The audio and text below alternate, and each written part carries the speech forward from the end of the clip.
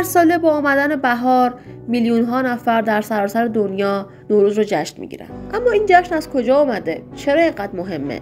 افسانه ها میگن اولین کسی که نوروز رو جشن گرفت جمشید شاه بود، پادشاهی از دوران باستان که روز اعتدال بهاری رو جشن گرفت و اسمش شد نوروز، یعنی روز نو. اما از نظر علمی نوروز دقیقاً زمانی اتفاق میفته که زمین روی مدارش جوری قرار میگیره که شب و روز برابر میشن. این یعنی شروع بهار. در دوران هخامنشی نوروز فقط یک جشن نبود، یک مراسم بزرگ بود که شاهان ایران از نماینده های کشورها هدیه میگرفتن و سال نو رو آغاز میکردن.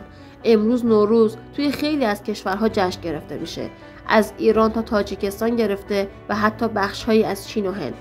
سفره 7 سین، دید و بازدید، سمنو، ماهی قرمز، همه اینها بخشهایی از یک جشن باستانی هستند که بیش از 3000 سال قدمت داره. سال نو پیشاپیش مبارک.